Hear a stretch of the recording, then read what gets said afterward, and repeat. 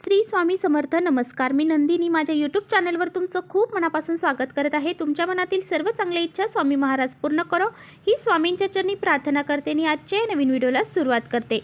येत्या श्रावणातील चौथ्या सोमवारी म्हणजे 26 ऑगस्टला आलेली आहे कृष्ण जन्माष्टमी. आपण दरवर्षी श्रावण महिन्यातील कृष्ण पक्षातील अष्टमीला कृष्ण जन्माष्टमी साजरी करत असतो. कृष्ण जन्माष्टमी आपल्या देशभरामध्ये खूप उत्साहात आणि आनंदात साजरी केली जाते आणि श्रीकृष्ण जन्माष्टमीच्या दुसऱ्या दिवशी आपण गोपालकाला देखील साजरा करत असतो. तर पहा, श्रीकृष्ण जन्माष्टमी हा दिवस कृष्णाच्या जन्माचा दिवस म्हणून ओळखला जातो. या दिवशी आपण रात्री 12 वाजता श्रीकृष्णाचा जन्म करत असतो आणि प्रत्येक मंदिरामध्ये हा जन्म साजरा केला जातो. आणि या कृष्ण जन्माष्टमीला आपण भगवान श्रीकृष्णांना 56 भोग हा दाखवत असतो. हा दिवस अतिशय शुभ आणि महत्त्वाचा मानला जातो. त्यामुळे या श्रावण महिन्यातील श्रीकृष्ण जन्माष्टमीला आपल्याला आपल्या घरामध्ये ही जी एक शुभ वस्तू आहे तर ती घरी घेऊन यायची आहे. ही वस्तू आपण घरात आणल्याने आपल्या घराचं गोकुळ झाल्याशिवाय राहणार नाही आणि आपल्या घरामध्ये सोन्याचे दिवस येतील आणि आपल्या घरामध्ये सुख, शांती, समृद्धी ही कायम टिकून राहील. आपल्या घरातील सर्व अडचणी दूर होतील. आपल्या घरातील दारिद्र्य, संकट, अडचणी ह्या देखील दूर होऊन जातील. तर अशी कोणती वस्तू आहे तर ती आपल्याला या श्रीकृष्ण जन्माष्टमीच्या दिवशी घरी घेऊन यायची आहे. तर याबद्दलची संपूर्ण माहिती आजच्या व्हिडिओमध्ये मी तुम्हाला देणार आहे. त्यामुळे तुम्ही कुठेही व्हिडिओ स्किप न करता शेवटपर्यंत नक्की बघा, जेणेकरून तुमच्यापर्यंत योग्य ती माहिती पोहोचेल. आपल्या चॅनलवर नवीन असाल तर चॅनलला सबस्क्राईब करा आणि असेच माहितीपूर्ण व्हिडिओ पाहण्यासाठी बेल आयकॉनलाही प्रेस करा. म्हणजे मी जेव्हा नवीन व्हिडिओ अपलोड करेन त्याचं नोटिफिकेशन सर्वात अगोदर तुम्हाला भेटेल आणि तुम्ही एकही व्हिडिओ मिस करणार नाही. त्याचबरोबर कमेंट्समध्ये जय श्रीकृष्ण लिहायला विसरू नका आणि व्हिडिओ तुम्हाला माहितीपूर्ण वाटला तर आपल्या मित्रपरिवारांसोबत शेअर देखील करा.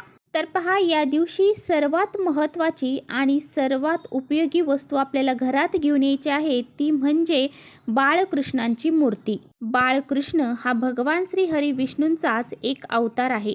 जर आपल्या घरामध्ये भगवान श्री हरी विष्णूंची मूर्ती नसेल, भगवान श्री बाळकृष्णाची मूर्ती नसेल तर त्यांनी या कृष्ण जन्माष्टमीच्या दिवशी बाळकृष्णांची मूर्ती आपल्या घरामध्ये घेऊन यावी. बऱ्याच घरं असे आहेत की त्या घरांमध्ये बाळकृष्णांची मूर्ती ही अजूनही नाही.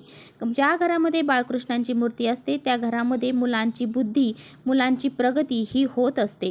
आणि जर आपल्या घरामध्ये बाळकृष्णांची मूर्ती नसेल तर आपल्या घरामध्ये संतान प्राप्तीसाठी बऱ्याचशा अडचणी देखील येत असतात. आपण पाहिलं असेल की बऱ्याच वेळा बऱ्याच व्यक्तींमध्ये असं घडतं की सर्व रिपोर्ट वगैरे नॉर्मल असतात, परंतु त्यांचे संतान प्राप्ती होण्यासाठी अडचणी येतात.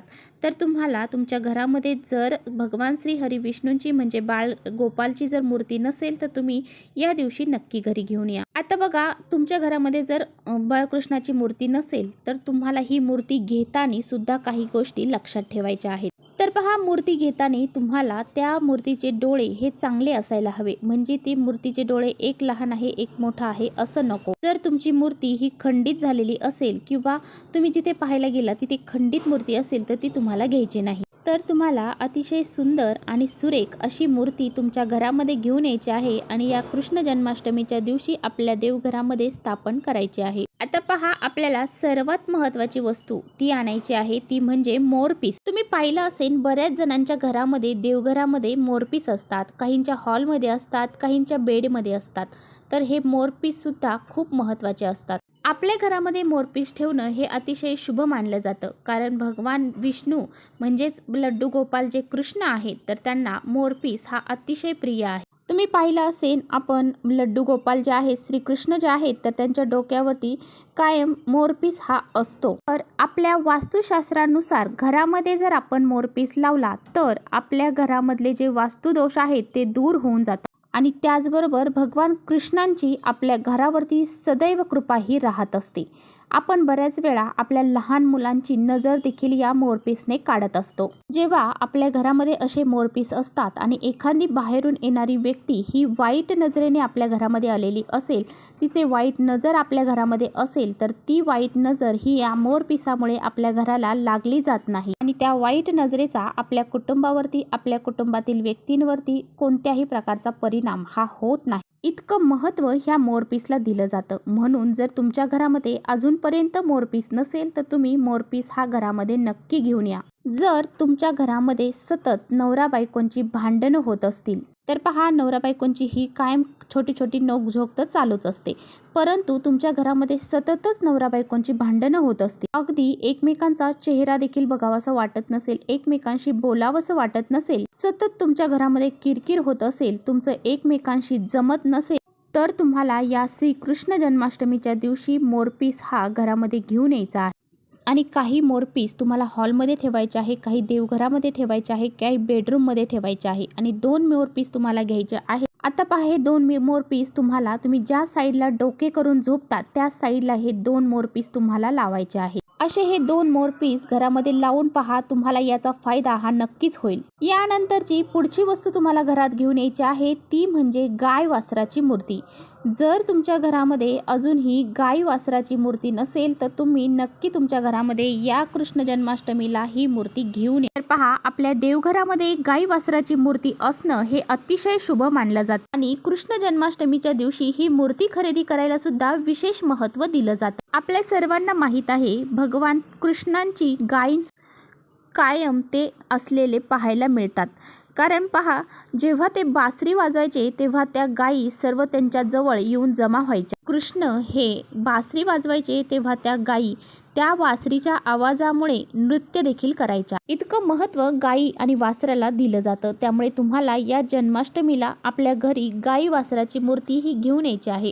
वास्तुशास्त्रानुसार गायीची मूर्ती जर आपण घरी घेऊन आलो तर आपल्या घराचं गोकुळ होते, आपल्या घरामध्ये सुख शांती समृद्धी नांदते, आपल्या घरामध्ये सोन्याचे दिवस येतात आणि घराची प्रगती होते. म्हणून तुम्हाला या कृष्ण जन्माष्टमीच्या दिवशी जर तुमच्या घरामध्ये गाई वासराची मूर्ती नसेल तर ती तुम्हाला घरी घेऊन यायची आहे. त्याचबरोबर या दिवशी तुम्हाला श्रीकृष्णाला अतिशय प्रिय असणारी वस्तू घरी घेऊन यायची आहे, ती म्हणजे बासरी. आपल्या देवघरामध्ये एक छोटीशी बासरी ही असायला हवी. असं म्हटलं जातं, आपल्या देवघरामध्ये असणारी बासरी ही एकदा तरी आपल्या देवघरामध्ये वाजवावी. जर आपण घरामध्ये बासरी वाजवली तर आपल्या घरातील आर्थिक अडचणी ह्या दूर होतात, म्हणजेच पैशाच्या अडचणी ह्या दूर होतात आणि पती पत्नीमध्ये जे काही संबंध आहेत ते सुद्धा गुणे गोविंदाचे होतात. आणि ही बासरी आपण घरामध्ये वाजवल्याने आपल्या घरामध्ये सकारात्मक लहरी निर्माण होऊन आपल्या घरातली जी नकारात्मकता आहे ती घराच्या बाहेर निघून जाते. म्हणून आपल्याला एक बासरी देखील या दिवशी घरी खरेदी करून आणायची आहे. त्याचबरोबर पवित्र श्रावण महिना चालू आहे आणि हा महिना भगवान शिवशंकरांना समर्पित आहे. तर महादेवांचं शिवलिंग जे आहे तर ते आपल्या घरामध्ये असायलाच हवं. वास्तुशास्त्रामध्ये सुद्धा सांगितलं गेलेलं आहे की आपल्या देवघरामध्ये जर शिवलिंग असेल तर ते अतिशय शुभ मानलं जातं. जर तुमच्या घरामध्ये अजूनही शिवलिंग नसेल तर तुम्ही या दिवशी हे शिवलिंग घरी घेऊन येऊ शकता. आणि त्याचबरोबर योगायोगाने श्रावण महिन्यातला हा 4था सोमवार देखील आहे आणि त्या दिवशी कृष्ण जन्माष्टमी देखील आहे. तर तुमच्या घरामध्ये अजूनही महादेवाचं शिवलिंग नसेल तर तुम्ही ते शिवलिंग घरी घेऊन या आणि हे शिवलिंग घरी घेऊन येताना तुम्ही पारद धातू जो आहे तर त्या धातूचं घेऊन या. त्याचबरोबर या दिवशी घरामध्ये राधाकृष्णांची मूर्ती देखील खरेदी करून आणली जाते. जर तुमच्या घरामध्ये सुद्धा राधाकृष्णाची मूर्ती नसेल तर तुम्ही या दिवशी खरेदी करून आणू शकता. तर आता ज्या काही वस्तू मी तुम्हाला सांगितल्या आहेत त्यापैकी तुमच्याकडे जी वस्तू नसेल तर ती तुम्हाला घरी खरेदी करून या दिवशी आणायची आहे. ज्या वस्तू तुमच्या घरात आहेत तर त्या खरेदी करण्याची तुम्हाला गरज नाही. ज्या वस्तू तुमच्याकडे नाहीत त्या तुम्ही खरेदी करून आणा. तर पहा, व्हिडिओ तुम्हाला आवडला असेल तर नक्की लाईक करा. चॅनलवर नवीन असाल तर चॅनलला सबस्क्राईब करा. परत भेटूया अशाच छानशा व्हिडिओसोबत. तोपर्यंत श्री स्वामी समर्थ.